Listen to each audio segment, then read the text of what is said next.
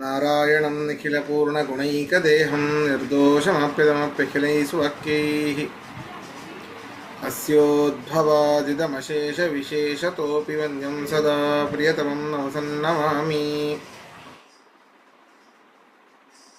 ವ್ಯಾಸಾಯ ಭವನಾಶಾಯ ಶ್ರೀಶಾಯ ಗುಣರಾಶಯೇ ಹೃದ್ಯಾಯ ಶುದ್ಧವಿದ್ಯಾಯ ಮಧ್ವಾಯ ಚ ನಮೋ ನಮಃ. ಅಭ್ರಮಂ ಭಂಗರಹಿತಂ ಅಜಡಂ ವಿಮಲಂ ಸದಾ ಆನಂದತೀರ್ಥಮತುಳಂ ಭಜೆ ತಾಪತ್ರಯಾಪಹಂ. ಪೃಥ್ವೀಮಂಡಲಮಧ್ಯಸ್ಥಾಃ ಪೂರ್ಣಬೋಧಮತಾನುಗಾಃ ವೈಷ್ಣವಾಃ ವಿಷ್ಣುಹೃದಯಾಃ ತಾಂ ನಮಸ್ಸೇ ಗುರೂನ್ ನಮ. ತಪಸ್ವಾಧ್ಯಾಯ ಶುಶ್ರೂಷಾ ಕೃಷ್ಣಪೂಜಾರತಂ ಮುನಿಂ ವಿಶ್ವೇಶಂ ಇಷ್ಟದಂ ವಂದೇ ಪರಿವ್ರಾಟ್ ಚಕ್ರವರ್ತಿನಂ. ಶ್ರೀ ಗುರುಭ್ಯೋ ನಮಃ. ಹರಿ ಓಂ.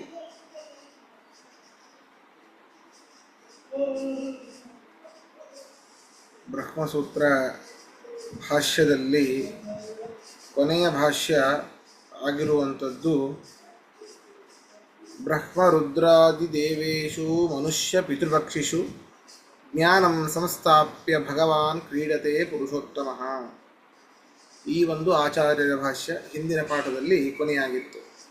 ಈಗ ಸೂತ್ರಕ್ಕೆ ಪ್ರವೇಶ ಮಾಡೋಣ. ಯಾವುದೂ ಕೂಡ ಸ್ತ್ರೀಯರು ಹೇಳತಕ್ಕದ್ದಲ್ಲ, ಬರೀ ಕೇಳಿ. ಪುರುಷರು ಅವಶ್ಯವಾಗಿ ಹೇಳಲೇಬೇಕು.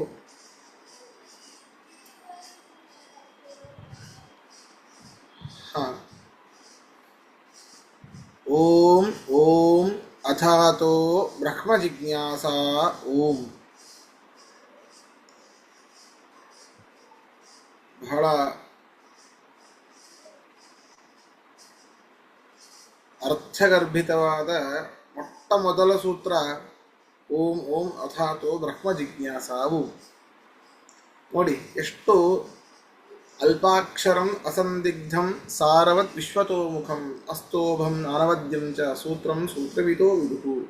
ಎಷ್ಟು ಅಲ್ಪಾಕ್ಷರಗಳಿಂದ ಕೂಡಿದೆ, ಎಷ್ಟು ಅರ್ಥ ಇದೆ ಅಂತ ಮುಂದೆ ಗೊತ್ತಾಗುತ್ತೆ ನಮಗೆ. ಇದಕ್ಕೆ ಇದರ ಈ ಒಂದು ಮೊದಲಿಗೆ ಸೂತ್ರದ ಅರ್ಥವನ್ನು ನೋಡಿಬಿಡೋಣ. ಸೂತ್ರದಲ್ಲಿ ಇರುವಂತಹ ಪದಗಳ ಅರ್ಥವನ್ನು ನೋಡೋಣ. ಇಲ್ಲಿ ಸ್ರುವತ್ಯನೌಕೃತಂ ಬ್ರಹ್ಮ ಪರಸ್ತಾಚ್ಚ ವಿಶೀರ್ಯತೆ. ಅಂದರೆ ಯಾವುದೇ ಒಂದು ಸೂತ್ರವನ್ನ ವೇದವನ್ನ ಹೇಳಬೇಕಾದ್ರೆ, ಇದು ಸುಧಾದಲ್ಲಿ ಬರುವಂತಹ ವಾಕ್ಯ, ಇಲ್ಲೂ ಅವು ಅನ್ವಯ ಮಾಡ್ಕೊಳ್ಬೇಕು. ಒಂದು ಸೂತ್ರವನ್ನ, ಒಂದು ವೇದವನ್ನು ಹೇಳಬೇಕಾದ್ರೆ ಓಂಕಾರ ಉಚ್ಚಾರಣೆ ಇಲ್ಲದೇನೆ ನಾವು ಸೂತ್ರವನ್ನು ಹೇಳೋ ಹಾಗಿಲ್ಲ. ಆದಿಯಲ್ಲಿ ಕೊನೆಯಲ್ಲಿ. ಇಲ್ಲಿ ಮೊದಲ ಓಂಕಾರ ಏನಿದೆ ಅದು ಸೂತ್ರದ ಅವಯವ ಅಲ್ಲ, ಸೂತ್ರಕ್ಕೆ ಸಂಬಂಧಪಟ್ಟಿದ್ದಲ್ಲ. ಸೂತ್ರ ಇರುವಂಥದ್ದು ಇಷ್ಟೇ, ಓಂ ಅಥಾತೋ ಬ್ರಹ್ಮ ಜಿಜ್ಞಾಸ ಓಂ. ಇದು ಸೂತ್ರ. ಮೊಟ್ಟ ಮೊದಲಿಗೆ ಸೂತ್ರಕ್ಕಿಂತ ಮುಂಚೆ ಹೇಳಬೇಕು. ಅದರಿಂದಾಗಿ ಓಂ ಓಂ ಅಥಾತೋ ಬ್ರಹ್ಮ ಜಿಜ್ಞಾಸ ಓಂ. ಇಲ್ಲಿ ಓಂ ಅಥಾತೋ ಬ್ರಹ್ಮ ಜಿಜ್ಞಾಸ ಇಷ್ಟೇ ಸೂತ್ರ. ಇದರಲ್ಲಿರುವಂತಹ ಅರ್ಥ ಏನು? ಅಥ ಅಂದರೆ ಏನು, ಓಂ ಅಂದರೆ ಏನು, ಅಥೋ ಅಂತ ಇದೆ, ಅದನ್ನು ಬಿಡಿಸ್ಕೊಳ್ಬೇಕು, ಅತಃ ಅಂತ. ಬ್ರಹ್ಮ ಜಿಜ್ಞಾಸ ಅದನ್ನು ಬಿಡಿಸ್ಕೊಳ್ಬೇಕು, ಬ್ರಹ್ಮಣಃ ಜಿಜ್ಞಾಸ.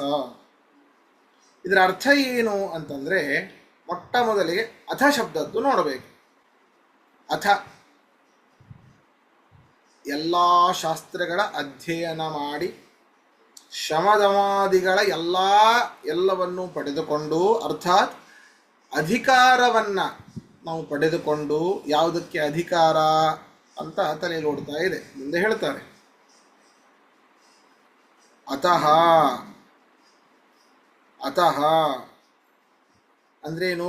ಭಗವತ್ ಪ್ರಸಾದ ಪ್ರಾಪ್ತಿಗೋಸ್ಕರವಾಗಿ ಅಥವಾ ಮೋಕ್ಷರೂಪ ಫಲವುಳ್ಳದ್ದರಿಂದ ಅಂತ ಅರ್ಥ. ನೋಡಿ, ಅಥ ಬೇರೆ, ಅತಃ ಬೇರೆ. ಅಥ ಅಲ್ಪ ಪ್ರಾಣ ಅಲ್ಲ, ಮಹಾಪ್ರಾಣ ಥಕಾರ. ಅತಃ ಅಲ್ಪ ಪ್ರಾಣ ತಕಾರ, ಸರಿನಾ? ಅಲ್ಪ ಪ್ರಾಣ ತಕಾರ. ಅಥ ಅಂತಂದ್ರೆ ಅಧ್ಯಯನ, ಶಮದಮಾದಿ ಸಂಪತ್ತುಗಳನ್ನು ನಾವು ನಮ್ಮಲ್ಲಿ ಅಳವಡಿಸಿಕೊಂಡು, ತುಂಬ ಓಡ್ತಾ ಇದೆ ಪ್ರಶ್ನೆ, ಎಲ್ಲದಕ್ಕೂ ಉತ್ತರ ಸಿಗುತ್ತೆ. ಶಮದಮಾದಿ ಸಂಪತ್ತಿ ಏನು, ಅಧ್ಯಯನ ಏನು, ಅಧಿಕಾರ ಏನು, ಎಲ್ಲವೂ ಗೊತ್ತಾಗತ್ತೆ. ಇಂತಹ ಒಂದು ಯೋಗ್ಯತೆಯ ಪಡೆದ ನಂತರ ಅತಃ ಪರಮಾತ್ಮನ ಜ್ಞಾನದಿಂದಾಗುವಂತಹ ಪರಮಾತ್ಮನ ಪ್ರಸಾದ, ಅರ್ಥಾತ್ ಅವನ ಅನುಗ್ರಹದಿಂದ ಆಗುವಂತಹ ಮೋಕ್ಷರೂಪ ಫಲವುಳ್ಳದ್ದರಿಂದ ಬ್ರಹ್ಮ ಜಿಜ್ಞಾಸೆಯನ್ನು ಮಾಡಬೇಕು. ಓಂ ಅಂತ ಬಿಟ್ರಲ್ಲ, ಓಂ ಅಂತಂದ್ರೆ ಗುಣಪರಿಪೂರ್ಣನಾದ ಬ್ರಹ್ಮಣ ಜಿಜ್ಞಾಸ, ಬ್ರಹ್ಮ ಜಿಜ್ಞಾಸ. ಅಪ್ಪನ ಮಗ ಅಂತ ಹೇಳ್ತೇವೆ. ಇವನ್ಯಾರು? ದಶರಥನ ಮಗ ರಾಮ, ದಶರಥನ, ಹಂಗೆ ಬ್ರಹ್ಮ ಜಿಜ್ಞಾಸ ದಾಶರಥಿ, ಅದನ್ನು ಬಿಡಿಸ್ಕೊಳ್ಬೇಕು. ದಶರಥಸ್ಯ ಅಪತ್ಯಂ ಪುಮಾನ್ ದಾಶರಥಿ ಅಂತ ಹೀಗೆ ಬಿಡಿಸ್ಕೊಳ್ತೇವೋ ಹಾಗೆ ಬ್ರಹ್ಮ ಜಿಜ್ಞಾಸ, ಬ್ರಹ್ಮಕರ್ಮಕ ಜಿಜ್ಞಾಸ, ಬ್ರಹ್ಮನ ಜಿಜ್ಞಾಸೆ. ಯಾವ ಬ್ರಹ್ಮ? ಶ್ರುತಿಯಲ್ಲಿ ಹೇಳಿರುವಂತಹ ಪರಬ್ರಹ್ಮ ಅರ್ಥಾತ್ ನಾರಾಯಣನ ಜಿಜ್ಞಾಸೆಯನ್ನು ಮಾಡಬೇಕು. ಹಾಗಾದರೆ ಏನನ್ನ, ನಾ ಪ್ರಶ್ನೆ ಕೇಳಿದ ಉತ್ತರ ಹೇಳಬೇಕು. ಏನನ್ನ ಪಡೆದ ನಂತರ ನಾವು ಬ್ರಹ್ಮ ಜಿಜ್ಞಾಸೆಯನ್ನು ಮಾಡಬೇಕು? ಅಧ್ಯಯನ ಮಾಡಿ ಆ ವಿಚಾರವನ್ನ ತಿಳಿದ ನಂತರ, ಯೋಗ್ಯತೆ ಬಂದ ನಂತರ. ಹಾಗಾದ್ರೆ ಯಾವ ಫಲ ಇದೆ ಆದ್ದರಿಂದ ನಾವು ಬ್ರಹ್ಮ ಜಿಜ್ಞಾಸವನ್ನು ಮಾಡಬೇಕು? ಭಗವನ್ ಪ್ರಸಾದ, ಮೋಕ್ಷ. ಶಬಾಷ್. ಮೋಕ್ಷ ಫಲ ಇರೋದ್ರಿಂದಾಗಿ ನಾವು ಬ್ರಹ್ಮ ಜಿಜ್ಞಾಸೆಯನ್ನು ಮಾಡಬೇಕು. ಇಲ್ಲಿ ಬರೀ ಓಂ ಅಥಾತೋ ಬ್ರಹ್ಮ ಜಿಜ್ಞಾಸ ಅಂತ ಅಷ್ಟೇ ಇರೋದು. ಓಂ ಅಥ, ಓಂ ಗುಣಪರಿಪೂರ್ಣನಾದ, ಅಥ ಅಧ್ಯಯನ ಶಮದಮಾದಿ ಸಂಪತ್ತು ಎಲ್ಲ ದೊರಕಿದ ಮೇಲೆ, ಅತಃ ಮೋಕ್ಷರು ಫಲವುಳ್ಳದ್ದರಿಂದ ಬ್ರಹ್ಮ ಜಿಜ್ಞಾಸೆಯನ್ನು ಅಷ್ಟೇ ಇರೋದು. ಮಾಡಬೇಕು ಅಂತ ಹೇಳೇ ಇಲ್ಲ, ಅದನ್ನು ಮಾಡಬೇಕು, ಕರ್ತವ್ಯ ಎಂಬುದಾಗಿನ ಪದವನ್ನು ಸೇರಿಸ್ಕೊಳ್ಬೇಕು. ಸೂತ್ರದಲ್ಲಿ ಇಲ್ಲೇ ಇರೋದನ್ನು ಹೇಗೆ ಸೇರಿಸ್ಕೊಳ್ಳೋದು ನಾವು ಒಂದು ಹೇಳ್ತಾರೆ. ಕರ್ತವ್ಯ ಮಾಡಬೇಕು ಅಂತ ಆಯಿತು ಅಲ್ಲ. ಸ್ವಲ್ಪ ಆದರೂ ಸರ್ವಜ್ಞನಾದ ಪರಮಾತ್ಮನ ಅವತಾರ ವೇದವ್ಯಾಸರು ಅಂತ ಹೇಳಿದ್ದಾರೆ. ಬ್ರಹ್ಮಸೂತ್ರಗಳನ್ನು ಬರಿತಾ ಇದ್ದಾರೆ. ಮಂಗಳಾಚರಣೆ ಮಾಡಬೇಕು ಅಂತ ಒಂದು ಕಾಮನ್ ಸೆನ್ಸ್ ಇಲ್ಲ. ಎಂತಿಂಥ ಸಣ್ಣ ಸಣ್ಣ ಗ್ರಂಥಗಳಿಗೂ ಸಣ್ಣ ಸಣ್ಣ ಕವಿಗಳು ಎಂಥ ದೊಡ್ಡ ದೊಡ್ಡ ಮಂಗಳಾಚರಣೆಗಳನ್ನೆಲ್ಲ ಮಾಡ್ತಾರೆ. ಮಂಗಳಾಚರಣೆಯನ್ನು ಮಾಡಬೇಕು ಅಂತ ಗೊತ್ತಾಗಲಿಲ್ಲ ವೇದವ್ಯಾಸರಿಗೆ. ಹಾಗೆ ತಿಳಿಬೇಡ್ರಿ ಹುಚ್ರ, ಹಾಗೆ ತಿಳಿಬೇಡ್ರಿ. ಆಚಾರ್ಯರು ಸ್ಫುಟವಾಗಿ ಹೇಳ್ತಾರೆ. ಇಲ್ಲಿ ಅದನ್ನೇ, ಇಲ್ಲಿ ಮೊಟ್ಟ ಮೊದಲ ಭಾಷ್ಯ ಇರುವಂಥದ್ದು ನೋಡಿ. ಅಥ ಪುರುಷರು ಹೇಳಬೇಕು. ಅಥ ಶಬ್ದೋ ಮಂಗಳಾರ್ಥ ಅಧಿಕಾರಾನಂತರ್ಯಾರ್ಥಶ್ಚ, ಅಧಿಕಾರಾನಂತರ್ಯಾರ್ಥಶ್ಚ ಅಥ ಶಬ್ದೋ ಹೇತ್ವರ್ಥ. ನೋಡಿ, ಅಥ ಎನ್ನುವ ಒಂದು ಶಬ್ದಕ್ಕೆ ಎರಡು ಅರ್ಥ. ಅಥ ಅನ್ನುವಂಥದ್ದು ಮಂಗಳಾರ್ಥ. ಅಥ ಅನ್ನುವಂಥ ಶಬ್ದವೇ ಮಂಗಳ ಸೂಚಕ. ಇನ್ನು ಮಂಗಳಾಚರಣೆ ಮಾಡಿಲ್ಲ ಅಂತ ಹೇಳಬೇಡಿ ಅಂತ. ಅಥ ಅನ್ನುವಂತಹ ಶಬ್ದಕ್ಕೆ ಬರೀ ಅಧಿಕಾರವನ್ನ, ಅಧ್ಯಯನವನ್ನ ಮಾಡಿದ ಮೇಲೆ ಅಂತ ಅರ್ಥ ಅಷ್ಟೇ ಅಲ್ಲ. ಅಥ ಅನ್ನುವಂಥದ್ದು ಮಂಗಳಾರ್ಥ, ಅಂದರೆ ಮಂಗಳವನ್ನ ಸೂಚಿಸುವಂತಹ ಶಬ್ದ ಅದು. ಆದ್ದರಿಂದಾಗಿ ಸೂತ್ರದ ಮೊದಲಿಗೆ ಅಥ ಅಂತ ಹೇಳಿದ್ದು. ಮಂಗಳಾಚರಣೆಯನ್ನು ಮಾಡಿದ್ದಾರೆ ಅಂತ, ಮಂಗಳಾಚರಣೆಯನ್ನು ಮಾಡಿದ್ದಾರೆ ಬರೀ ಅದಕ್ಕೆ ಹೇಳಿದ್ದು. ಅಥ ಶಬ್ದ ಮಂಗಳಾರ್ಥ ಅಧಿಕಾರಾನಂತರ್ಯಾರ್ಥಶ್ಚ, ಅಧಿಕಾರ ಪಡೆದ ನಂತರ, ಆನಂತರ್ಯ ಅಧಿಕಾರ, ಅಧಿಕಾರವನ್ನು ಪಡೆದ ನಂತರ ಅನ್ನುವಂತಹ ಅರ್ಥವೂ ಇದೆ ಅಥ ಶಬ್ದಕ್ಕೆ. ಅಷ್ಟೇ ಅಲ್ಲ, ಮಂಗಳಾರ್ಥಕವೂ ಹೌದು. ಮಂಗಳ ಎನ್ನುವಂತಹ ಅರ್ಥದಲ್ಲೂ ಅಥ ಶಬ್ದ ಪ್ರಯೋಗ ಇದೆ. ಅತಃ, ಅತಃ ಶಬ್ದ ಹೇತ್ವರ್ಥ. ಬಹಳ ಕನ್ಫ್ಯೂಸ್ ಆಗತ್ತೆ. ಅಥ, ಅತಃ ಕನ್ಫ್ಯೂಸ್, ಸ್ವಲ್ಪ ಸರಿಯಾಗಿ ಕೇಳಬೇಕು, ಉಚ್ಚಾರಣೆಯಿಂದ ಗೊತ್ತಾಗತ್ತೆ. ಅತಃ ಯಾವುದು? ಅಲ್ಪ ಪ್ರಾಣ. ಅತಃ, ಆ ಅತಃ ಅನ್ನುವಂಥ ಶಬ್ದ ಹೇತು ಅರ್ಥ, ಹೇತುವನ್ನು ಹೇಳ್ತಾ ಇದೆ. ಮೋಕ್ಷ ರೂಪ ಫಲ ಉಳ್ಳದ್ದರಿಂದ ಹೇತು. ಅದು ಯಾವುದಕ್ಕೆ ಹೇತು? ಬ್ರಹ್ಮನ ಜಿಜ್ಞಾಸೆಗೆ. ಬ್ರಹ್ಮನ ಜಿಜ್ಞಾಸೆಗೆ ಅತಃ ಅನ್ನುವಂಥದ್ದು ಹೇತು. ಹೀಗೆ ಅತಃ ಶಬ್ದ ಹೇತ್ವರ್ಥ, ಅಥ ಶಬ್ದ ಮಂಗಳಾರ್ಥ ಆನಂತರ್ಯಾಧಿಕಾರಶ್ಚ ಅಧಿಕಾರಾನಂತರ್ಯಾರ್ಥಶ್ಚ. ಎರಡೂ ಕೂಡ ಅಥ ಶಬ್ದಕ್ಕೆ ಎರಡು ಅರ್ಥ. ಯಾವ್ದ್ಯಾವುದು? ಮಂಗಳಾರ್ಥ, ಅಧಿಕಾರ ಅನಂತರ್ಯ ಎನ್ನುವಂತಹ ಅರ್ಥ ಇದೆ ಅಥ ಶಬ್ದಕ್ಕೆ. ಹಾಗಾದರೆ ಮಂಗಳಾಚರಣೆಯನ್ನ ಮಾಡಿದ್ದಾರೆ, ಹೌದಾ? ಇಲ್ಲಿ ಒಂದು ಪ್ರಶ್ನೆ ಬರ್ತದೆ, ಏನಿದು ಹೀಗೆ ಹೇಳ್ತಾ ಇದ್ದಾರಲ್ಲ? ಇದಕ್ಕೆ ಪ್ರಮಾಣವೂ ಕೂಡ ಇದೆ. ಎಲ್ಲಾ ಶಬ್ದ, ಎಲ್ಲಾ ಸೂತ್ರ, ಬರೀ ಬ್ರಹ್ಮಸೂತ್ರ ಅಂತಲ್ಲ, ಬ್ರಹ್ಮಸೂತ್ರ ಆಗಿರ್ಬೋದು, ಮೀಮಾಂಸಾ ಸೂತ್ರಗಳಾಗಿರ್ಬೋದು, ಈ ಬ್ರಹ್ಮಯಜ್ಞ ಮಾಡೋರಿಗೆ ಗೊತ್ತು. ಓಂ ಓಂ ಅಥಾತು ಬ್ರಹ್ಮ ಜಿಜ್ಞಾಸ, ಓಂ ಓಂ ಓಂ ಓಂ ದೈವೀ ಮೀಮಾಂಸಾ, ಓಂ ಓಂ ಅಥಾತೋ ಧರ್ಮ ಜಿಜ್ಞಾಸ, ಓಂ ಅಂತೆಲ್ಲವನ್ನು ಹೇಳ್ಕೊಂಡು ಬರ್ತಾರೆ. ಎಲ್ಲ ಕಡೆಯಲ್ಲೂ ಓಂ ಅಥ ಅಂತ ಅದು ಕಾಮನ್ ಆಗಿದೆ. ಅದು ಯಾಕೆ? ಅದು ಅಂತ ಬರೀ ಅಂಥದ್ದು ಏನದು? ಅದರ ಪ್ರಾಮುಖ್ಯತೆ ಅಂತ ಗರುಡ ಪುರಾಣದಲ್ಲಿ ಹೇಳಿದ್ದಾರೆ ಅಂತ ಆಚಾರ್ಯಲ್ಲಿ ಕೋಟ್ ಮಾಡ್ತಾ ಇದ್ದಾರೆ. ಉಕ್ತಂಚ ಗಾರುಡೆ ಶ್ಲೋಕ ಹೇಳಬೇಕು ಪುರುಷರು. ಅಥಾತ ಶಬ್ದ ಪೂರ್ವಾಣಿ ಸೂತ್ರಾಣಿ ನಿಖಿಲಾನ್ಯಪಿ ಪ್ರಾರಭಂತೆ ನಿಯತ್ಯೈವ ತತ್ಕಿಮತ್ರ ನಿಯಾಮಕಂ ಕಶ್ಚಾರ್ಥಶ್ಚ ತಯೋರ್ವಿದ್ವನ್ ಕಥಮುತ್ತಮತಾತಯೋಃ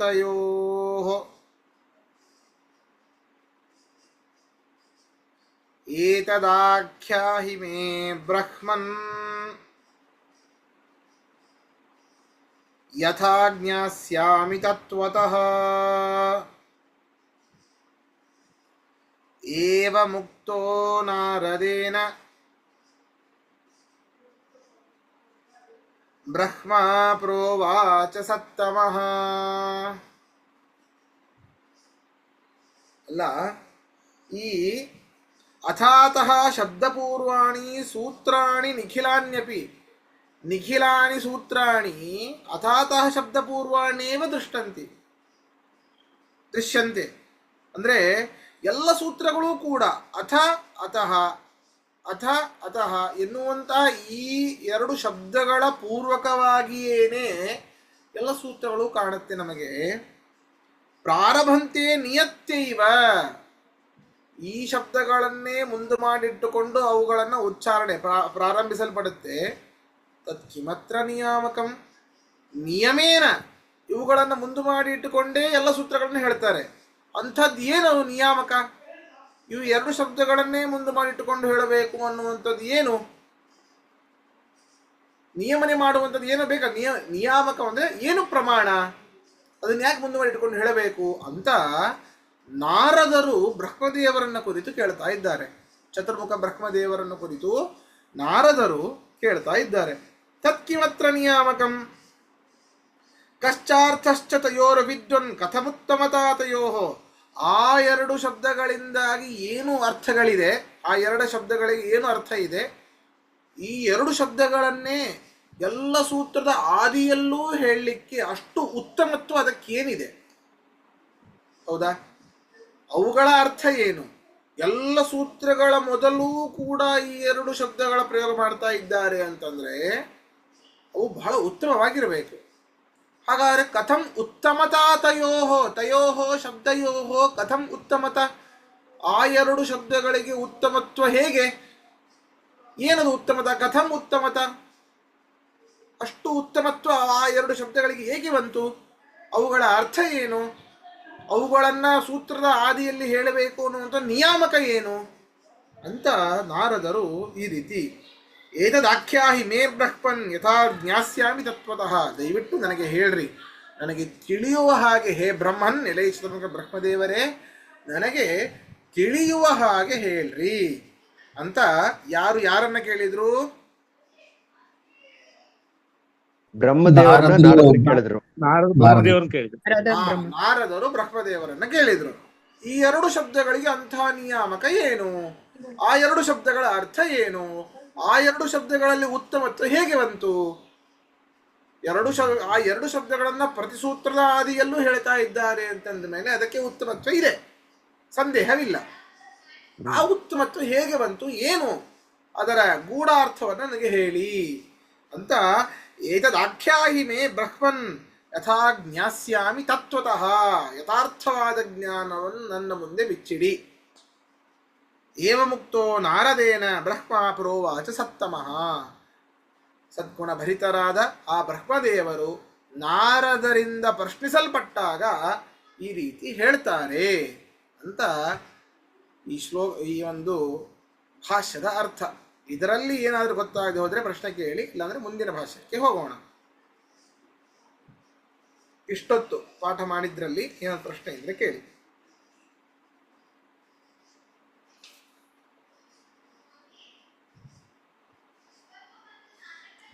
ಗುರುಗಳು ಜಾಸ್ಯಾಮಿ ಜ್ಞಾಸ್ಯಾಮಿ ಅದು ಜ್ಞಾಸ್ಯಾಮಿ ತಿಳಿಯಲು ಬಯಸುತ್ತೇನೆ.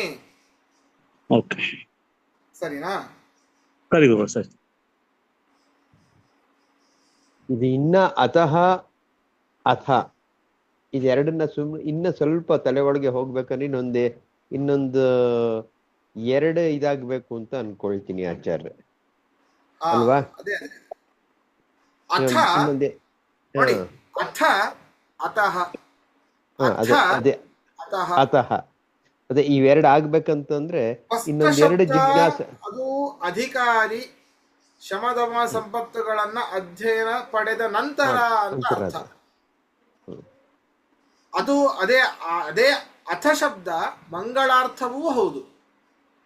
ಅದೇ ಅದರ ಪಕ್ಕದಲ್ಲಿರುವಂತಹ ಅತಃ ಬರೀ ಹೇತ್ವರ್ಥಕ, ಬರೀ ಕಾರಣವನ್ನ, ಅದರ ಫಲವನ್ನು ಹೇಳುವಂಥದ್ದಷ್ಟೇ. ಅದು ಮಂಗಳಾರ್ಥಕ ಅಲ್ಲ. ಅದು ನೋಡಿ, ಆದ್ದರಿಂದ ಬೇಕಾದ್ರೆ ಯಾರು ವ್ಯಾಸರು ಅತಃ ಅಥ ಬ್ರಹ್ಮ ಜಿಜ್ಞಾಸ ಅಥೋಥ ಬ್ರಹ್ಮ ಜಿಜ್ಞಾಸ ಅಂತ ಹೇಳ್ಬೋದಿತ್ತು. ಅತಃ ಅತಃ ಅಥ ಅಥಾಥಃ ಬ್ರಹ್ಮ ಜಿಜ್ಞಾಸ ಅಂತ ಹೇಳ್ಬೋದಿತ್ತು. ಅತಾಥೋ ಬ್ರಹ್ಮ ಜಿಜ್ಞಾಸ ಅಂತ ಹೇಳ್ಬೋದಿತ್ತು. ಯಾಕೆ ಹೇಳಲಿಲ್ಲ? ಯಾಕೆಂದ್ರೆ ಆ ಅಥ ಶಬ್ದ ಅನ್ನುವಂಥದ್ದು ಮಂಗಳಾರ್ಥಕ, ಆದ್ದರಿಂದ ಅದರ ಮುಂಚೆ ಹೇಳಿದ್ದು ಅಂತ. ಮಂಗಳಾರ್ಥ ಎಂಬುದು ಅರ್ಥ ಆಯ್ತು. ಇದು ಅಧಿಕಾರಿ ಅಂದ್ರೆ ಏನು? ಎಲ್ಲವೂ ಬರುತ್ತೆ ಮುಂದೆ, ತಲೆಗೆಡಿಸ್ಕೊಳ್ಬೇಡಿ. ನಾನೆಲ್ಲ ಹೇಳಿದ್ದೇನೆ. ಅಧಿಕಾರಿ, ಅಧ್ಯಯನ, ಶಮದಮ ಸಂಪತ್ತಿಗಳು ಏನು ಅಂತ ಮುಂದೆ ಬರುತ್ತೆ. ಈ ಸೂತ್ರ ಮುಗಿಯೋದ್ರಲ್ಲೇ ಬರುತ್ತೆ. ಅಧಿಕಾರಿ ಮತ್ತೆ ಅನಂತರ್ಯ. ಈ ಅಥ ಶಬ್ದಕ್ಕೆ ಏನೇನು ಅರ್ಥ? ಹಾಗಾದ್ರೆ ನಾರದರಿಂದ ಪ್ರಶ್ನಿಸಲ್ಪಟ್ಟಾಗ ಬ್ರಹ್ಮನಿಂದ ಚತುರ್ಮುಖ ಬ್ರಹ್ಮದೇವರು ಉತ್ತರ ಕೊಡಬೇಕು. ಅದನ್ನ ಕೊಡ್ತಾ ಇದ್ದಾರೆ. ಪುರುಷರು ಹೇಳಬೇಕು, ಆನಂತರ್ಯೇಧಿಕಾರಸ್ಯ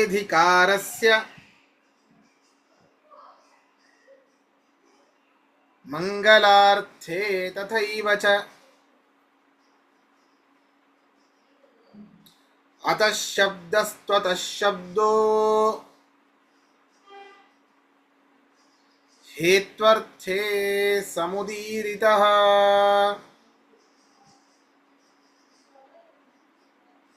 ಪರಸ್ಯ ಬ್ರಹ್ಮಣೋ ವಿಷ್ಣೋಃ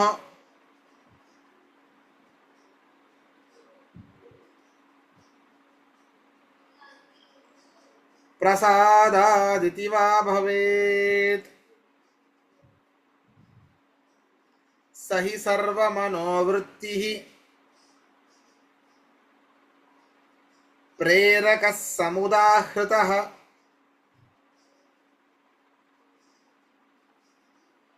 ಸಿಸೃಕ್ಷೋಃ ಪರಮಾದ್ವಿಷ್ಣೋಃ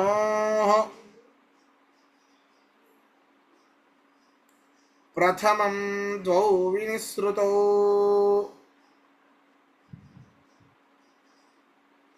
ಓಂಕಾರಶ್ಚಾಥ ಶಬ್ದಶ್ಚ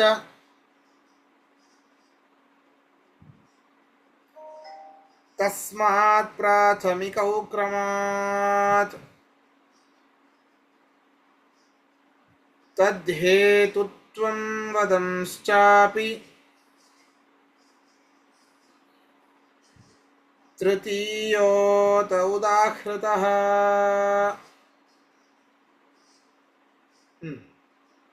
ಸದ್ಯಕ್ಕೆ ಇಲ್ಲಿ ತನಕ ನೋಡೋಣ. ಈ ಒಂದು ಶಬ್ದಗಳಿಗೆ ಶ್ರೇಷ್ಠತೆ ಎರಡು ರೀತಿಯಾಗಿ ಬರ್ತದೆ. ಯಾವುದೇ ಒಂದು ಶಬ್ದಗಳಿಗಾಗಲಿ ಎರಡು ರೀತಿ.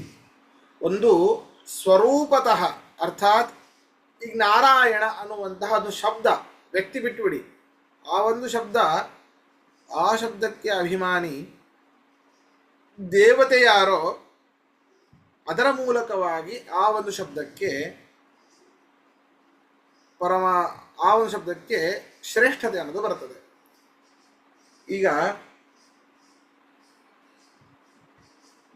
ನಾರಾಯಣ ಶಬ್ದ, ಅದಕ್ಕೆ ಅಭಿಮಾನಿ ಪರಮಾತ್ಮನೇನೆ. ಸಕಲ ಶಬ್ದಕ್ಕೂ ಅಭಿಮಾನಿ, ಸಕಲ ಶಬ್ದ ವಾಚ್ಯವೂ ಅವನೇ ಅಂತ ಮುಂದೆ ಸ್ಮರಣೆ ಮಾಡ್ತೇವೆ. ಆದರೂ ಕೆಲವೊಂದು ಪರ್ಟಿಕ್ಯುಲರ್ ಶಬ್ದಗಳಿಗೆ ಇಂತಿಂತಹ ಅಭಿಮಾನಿ ದೇವತೆಗಳು ಅಂತ ಇದ್ದಾರೆ, ಅಥವಾ ಆ ಒಂದು ಶಬ್ದಕ್ಕೆ ಅರ್ಥದಿಂದಲೂ ಕೂಡ ಶ್ರೇಷ್ಠತೆ ಅನ್ನೋದು ಬರ್ತದೆ. ಎರಡು ರೀತಿ, ಒಂದು ಅಭಿಮಾನಿ ದೇವತೆ, ಇನ್ನೊಂದು ಅರ್ಥದಿಂದ. ಎರಡು ರೀತಿಯಾಗಿ ಶಬ್ದಗಳಿಗೆ ಶ್ರೇಷ್ಠತೆ ಅಂತ ಇದೆ. ಇದು ಈಗ ಓಂ ಅಥ ಅತಃ, ಓಂ ಅಥ ಅತಃ ಈ ಪದಗಳಿಗೆ ಸರ್ವ ವಿಧದಿಂದಲೂ ಶ್ರೇಷ್ಠತೆ ಇದೆ ಅಂತ ಹೇಳ್ತಾ ಇದ್ದಾರೆ ಈ ಒಂದು ಶ್ಲೋಕದಲ್ಲಿ. ಆನಂತರ್ಯೇಧಿಕಾರಸ್ಯ ಮಂಗಳಾರ್ಥೇ ತಥೈವ ಚ ಅತಃ ಶಬ್ದಃ ಆನಂತರ್ಯ, ಅಧಿಕಾರಸ್ಯ ಆನಂತರ್ಯೇ, ಅಧಿಕಾರವನ್ನ ಪಡೆದ ನಂತರ ಎಂಬುವಂತಹ ಅರ್ಥದಲ್ಲಿಯೂ ಅತಃ ಶಬ್ದ ಇದೆ. ಅಷ್ಟೇ ಅಲ್ಲ, ತಥೈವ ಚ ಮಂಗಳಾರ್ಥೇ, ಮಂಗಳದ್ಯೋತನಾರ್ಥದಲ್ಲಿಯೂ ಕೂಡ ಅಥ ಶಬ್ದಕ್ಕೆ, ಯಾವುದು ಅಥ ಶಬ್ದಕ್ಕೆ ಮಂಗಳಾರ್ಥದಲ್ಲಿಯೂ ಕೂಡ ಅರ್ಥ ಇದೆ, ಮಂಗಳಾರ್ಥಕ ಅಂತ, ಉದೀರಿತಃ. ಆದರೆ ಅತಃ ಶಬ್ದ, ಅತಃ ಅಲ್ಪ ಪ್ರಾಣತಕಾರ, ಅತಃ ಅನ್ನೋ ಒಂದು ಶಬ್ದ ಹೇತ್ವರ್ಥೇ ಸಮುದೀರಿತಃ. ಅಥ ಶಬ್ದ ಎನ್ನುವಂಥದ್ದು ಎರಡು ಹೇಳಿದ್ದೇನೆ, ಒಂದು ಮಂಗಳಾರ್ಥಕ, ಇನ್ನೊಂದು ಅಧಿಕಾರಿ ಪ್ರಾಪ್ತ್ಯನಂತರ ಅಂತ, ಎರಡು ರೀತಿ ಅರ್ಥ. ಅತಃ ಶಬ್ದ ಹೇತ್ವರ್ಥೆ, ಕಾರಣಾರ್ಥದಲ್ಲಿ ಅತಃ ಶಬ್ದಕ್ಕೆ ಕಾರಣ ಎನ್ನುವುದಾಗಿ ಅರ್ಥ ಇದೆ. ಹೌದು, ಏನಾಯ್ತು ಈಗ ಅಂದರೆ, ಆ ಅತ್ಯಂತ ಉತ್ತಮನಾದ ಗುಣಪೂರ್ಣನಾದ ಪರಮಾತ್ಮ ಅನುಗ್ರಹದಿಂದಲೂ ಎಂಬುದಾಗಿ ಅರ್ಥ ಇದೆ. ಯಾವುದಕ್ಕೆ? ಅತಃ ಶಬ್ದಕ್ಕೆ. ಕಾರಣ ಅಂತನೂ ಅರ್ಥ ಇದೆ ನೋಡಿ. ಅಥ ಶಬ್ದಕ್ಕೆ ಎರಡು ಅರ್ಥ, ಅಥ ಶಬ್ದಕ್ಕೆ ಎರಡು ಅರ್ಥ. ಯಾವುದ್ಯಾವುದು? ಮಂಗಳಾರ್ಥ, ಅಧಿಕಾರಿ ಪ್ರಾಪ್ತ್ಯನಂತರ, ಅಧಿಕಾರವನ್ನು ಸಂಪಾದಿಸಿದ ಮೇಲೆ ಅಂತ ಅರ್ಥ. ಅತಃ ಅನ್ನುವಂತಹ ಶಬ್ದಕ್ಕೂ ಎರಡು ಅರ್ಥ. ಯಾವುದು? ಒಂದು ಕಾರಣ ಅಂತ ಅರ್ಥ, ಇನ್ನೊಂದು ಪರಿಪೂರ್ಣನಾದ ಸರ್ವೋತ್ತಮನಾದ ಪರಮಾತ್ಮನ ಅನುಗ್ರಹದ ದೆಸೆಯಿಂದ ಅಂತ ಅರ್ಥ. ಗೊತ್ತಾಯ್ತಾ? ಪರಮಾತ್ಮನ ಅನುಗ್ರಹದ ದೆಸೆಯಿಂದ, ಮತ್ತೆ ಕಾರಣ, ಕಾರಣ ಅತಃ ಆದ್ದರಿಂದ ಅಂತ ಅರ್ಥ ಇದೆ. ಪರಮಾತ್ಮನ ಪರಿಪೂರ್ಣನಾದ ಪರಮಾತ್ಮನ ಅನುಗ್ರಹ ದೆಸೆ ಇದೆ, ಆದ್ದರಿಂದ ಅಂತನೂ ಅರ್ಥ ಅತಃ ಶಬ್ದಕ್ಕೆ. ಆದ್ದರಿಂದ ಮತ್ತೆ ಆದ್ದರಿಂದ ಅದಲ್ಲ, ಪರಮಾತ್ಮ ಅನುಗ್ರಹ ಇದೆ, ಆದ್ದರಿಂದ ಸಹಿ ಸರ್ವ ಮನೋವೃತ್ತಿ ಪ್ರೇರಕ ಸಮುದಾಕೃತ. ಸಹಿ ಆ ವಿಷ್ಣುವೇನೇ ಎಲ್ಲರ ಮನಸ್ಸಿನ ಪ್ರವೃತ್ತಿಗೆ ಎಲ್ಲರನ್ನ ನಿಯಮನೆ ಮಾಡುವವನು ಎಂಬುದಾಗಿ ಸಮುದಾಹೃತ ವೇದದಲ್ಲಿ ಹೇಳಲ್ಪಟ್ಟಿದೆ. ಸಮ್ಯಕ್ ಉದಾಹೃತ ವೇದೆ, ಅದ್ಭುತವಾಗಿ ವೇದದಲ್ಲಿ ಹೇಳಲ್ಪಟ್ಟಿದೆ.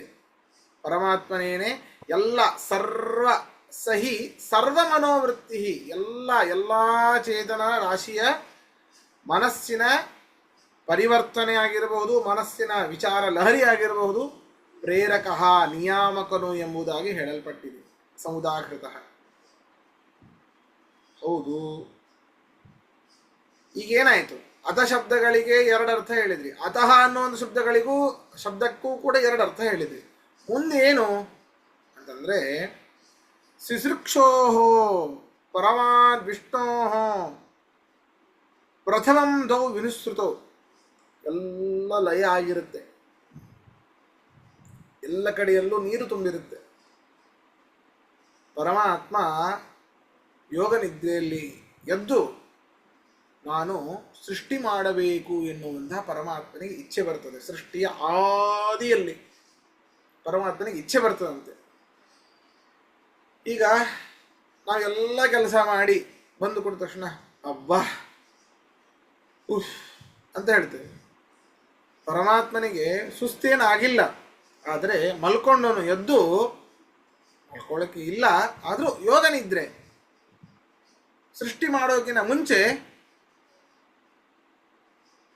ವಿಚಾರ ಮಾಡ್ತಾನೆ. ನಾವೆಲ್ಲ ನಮಗೆ ಅನುಭವ ಬರಬೇಕು ಅಂತಂದ್ರೆ ಯಾವುದೋ ಒಂದು ಊರಿಗೆ ಹೋಗಿರ್ತೇವೆ, ಊರಿಂದ ಮನೆಗೆ ಬರ್ತೇವೆ, ಬಾಗಿಲ ಹೀಗೆ ತೆಗಿಬೇಕು, ಎಲ್ಲ ವಸ್ತುಗಳು ಚೆಲ್ಲಾಪಿಲ್ಲಿ ಆಗಿವೆ. ಊರಿನ ಹೋಗ್ಬೇಕಾದ್ರೆ ಅವಸರಕ್ಕೆ ಅದನ್ನ ಅಲ್ಲಿ ಹೋಗದೆ ಇದನ್ನ ಇಲ್ಲಿ ಹೋಗದೆ ಅದು ಇದು ಎಲ್ಲ ಕಡೆ ಹೋಗ್ಬಿಟ್ಟಿರ್ತವೆ. ಅದನ್ನ ನೋಡಿ ಯಪ್ಪ ಎಲ್ಲವೂ ಆಯಾ ಜಾಗದಲ್ಲಿ ಇಡಬೇಕಲ್ಲ ಅಂತ ಅನಿಸುತ್ತೆ. ಮತ್ತೆ ಅವುಗಳನ್ನ ಸೃಷ್ಟಿ ಮಾಡಬೇಕು, ಅರ್ಥಾತ್ ಆಯಾಯ ಸ್ಥಳದಲ್ಲಿ ಇಡಬೇಕು ಅಂತ ಅನಿಸುತ್ತೆ. ಹಾಗೆ ಪರಮಾತ್ಮನಿಗೆ ಈ ರೀತಿ ಸೃಷ್ಟಿ ಮಾಡೋಕಿನ ಮುಂಚೆ ಅನಿಸ್ತಂತೆ.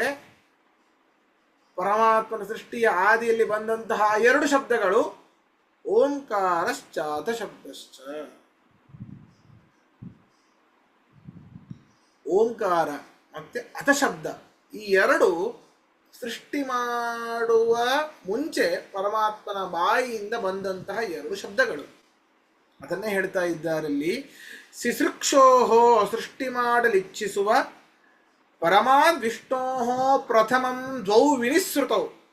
ಮೊಟ್ಟ ಮೊದಲಿಗೆ ಸೃಷ್ಟಿ ಮಾಡಲು ಇಚ್ಛಿಸಿಕೊಳ್ಳಂತಹ ಮೊಟ್ಟ ಮೊದಲಿಗೆ ಪರಮಾತ್ಮನ ಬಾಯಿಯಿಂದ ಬಂದಂತಹ ಮೊಟ್ಟ ಮೊದಲ ಎರಡು ಶಬ್ದಗಳು ಓಂಕಾರಶ್ಚಾತ ಶಬ್ದಶ್ಚ. ಓಂಕಾರಶ್ಚಾತ ಶಬ್ದಶ್ಚ ತಸ್ಮಾತ್ ಪ್ರಾಥಮಿಕೌ ಕ್ರಮಾತ್. ಈ ರೀತಿಯಾಗೇ ಬಂತು. ಏನು ಕ್ರಮವಾಗಿ ಓಂಕಾರವೇ ಮೊಟ್ಟ ಮೊದಲಿಗೆ ಬಂತು. ಅಥ ಅನ್ನುವಂಥದ್ದೇ ಓಂಕಾರದ ನಂತರ ಬಂದಿದ್ದು. ಅಥ ಓಂ ಅಂತ ಹೇಳಿಲ್ಲ, ಓಂ ಅಥ ಅಂತಲೇ ಪರಮಾತ್ಮ ಹೇಳಿದ್ದು. ಸೃಷ್ಟಿಯ ಆದಿಯಲ್ಲಿ ಪರಮಾತ್ಮನ ಮುಖಕಮಲದಿಂದಾಗಿ ಬಂದಂತಹ ಪ್ರಾಥಮಿಕವಾದ ಎರಡು ಶಬ್ದಗಳು ಅಂತಂದ್ರೆ ಓಂಕಾರ ಮತ್ತು ಅಥ ಶಬ್ದಗಳು. ಓಂಕಾರ ಮತ್ತು ಅಥ ಶಬ್ದಗಳು. ಆದ್ದರಿಂದ ಅದಕ್ಕೆ ಅಷ್ಟು ಮಂಗಲಾರ್ಥ ಅವುಗಳಿಗೆ. ಅದನ್ನೇ ಹೇಳ್ತಾ ಇದ್ದಾರೆ. ಓಂಕಾರಶ್ಚಾತ ಶಬ್ದಶ್ಚ ತಸ್ಮಾತ್ ಪ್ರಾಥಮಿಕೌ ಕ್ರಮಾತ್. ಪ್ರಥಮದಲ್ಲಿ ಹೇಳಿರುವಂಥದ್ದು ಪ್ರಾಥಮಿಕೌ ಕ್ರಮ. ತದ್ಧೇತುತ್ವಂ ವದಶ್ಚಾಪಿ. ತದ್ಧೇತುತ್ವಂ ಅದಕ್ಕೋಸ್ಕರವಾಗಿ ಆ ಕಾರಣದಿಂದ ಸರ್ವ ಸೂತ್ರಗಳ ಆದಿಯಲ್ಲಿ ಅದನ್ನು ಪ್ರಯೋಗ ಮಾಡ್ತಾ ಇದ್ದಾರೆ ಜ್ಞಾನಿಗಳು. ತದ್ಧೇತುತ್ವಂ ಅಂದರೆ ಪರಮಾತ್ಮನ ಜಿಜ್ಞಾಸಾ ಕಾರಣತ್ವವನ್ನು ಹೇಳುವುದಕ್ಕೋಸ್ಕರವಾಗಿ ಅತಃ ಅತಃ ಎಂಬ ಪದವೂ ತೃತೀಯ ಮೂರನೆಯದಾಗಿ ಹೇಳಲ್ಪಟ್ಟಿದೆ. ಅದನ್ನೇ ಹೇಳಿದೆ. ಅತಃ ಅನ್ನುವಂಥದ್ದನ್ನು ಮುಂಚೆ ಹೇಳ್ಬೋದಿತ್ತು, ಅಥ ಅನ್ನುವಂಥದ್ದನ್ನು ತದನಂತರ ಹೇಳ್ಬೋದಿತ್ತು. ಯಾಕೆ ಹೇಳಿಲ್ಲ? ಆ ಒಂದು ಕ್ರಮವಾಗಿಯೇ ಯಾಕೆ ಹೇಳಿದ್ದು? ಓಂ ಅಥ ಅತಃ ಅಂತಲೇ ಈ ಒಂದು ಕ್ರಮವಾಗಿ ಯಾಕೆ ಹೇಳಿದ್ದು ಅಂತಂದರೆ ಪರಮಾತ್ಮನ ಮುಖಕಮಲದಿಂದಾಗಿ ಬಂದಂತಹ ಮೊಟ್ಟ ಮೊದಲ ಎರಡು ಶಬ್ದಗಳು ಕ್ರಮವಾಗಿ ಬಂದಂತಹ ಶಬ್ದಗಳು ಅಂದರೆ ಓಂ ಅಥ. ಅದರಿಂದಾಗಿ ಆ ಎರಡು ಶಬ್ದಗಳನ್ನೇ ಮೊದಲು ಹೇಳಿ ತದನಂತರ ಅತಃ ಅನ್ನುವಂಥದ್ದನ್ನು ಮೂರನೆಯದಾಗಿ ಹೇಳಿದ್ದು. ತೃತೀಯ ಉದಾಹೃತ ಅತಃ. ಅತಃ ಅಲ್ಪ ಪ್ರಾಣದಕಾರ. ಈ ಅತಃ ಅನ್ನುವಂತಹ ಶಬ್ದವನ್ನ ತೃತೀಯ ಉದಾಹೃತ ಮೂರನೆಯದಾಗಿ ಹೇಳಲಿಕ್ಕೆ ಕಾರಣ ಏನು ಅಂತಂದ್ರೆ ಅವೆರಡು ಮೊಟ್ಟ ಮೊದಲಿಗೆ ಬಂದದ್ದು ಪರಮಾತ್ಮನ ದಿಸೆಯಿಂದ, ಮುಖ ಕಮಲದಿಂದಾಗಿ.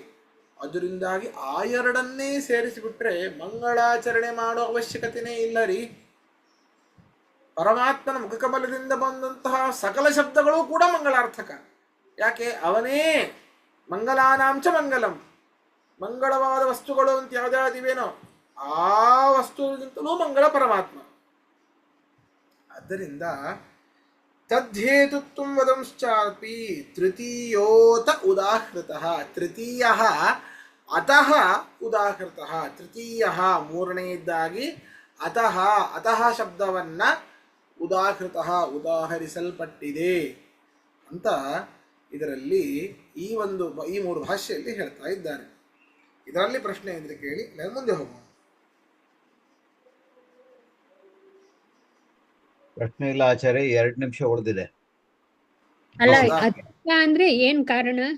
ಅದು ಏನು ಮೂರನೇ ಶಬ್ದ ಅತಃ ಅಂತಂದ್ರೆ ಅದೇ ಅಲ್ಲ, ಅದು ಹಿಂದೆ ಹೇಳಿದ್ರಲ್ಲ, ಅತಃ ಅಂದ್ರೆ ಅದು ಕಾರಣಾರ್ಥಕ ಅಂತ. ಅತಃ ಶಬ್ದಕ್ಕೆ 2 ಅರ್ಥ. ಮೋಕ್ಷ ರೂಪ ಫಲ ಉಳ್ಳದ್ದಾದ್ದರಿಂದ ಅಂತನೂ ಅರ್ಥ, ಪರಮಾತ್ಮನ ಪ್ರಸಾದ ಸಿಗತ್ತೆ ಅನ್ನುವಂಥದ್ದು ಕೂಡ ಒಂದು ಅರ್ಥ.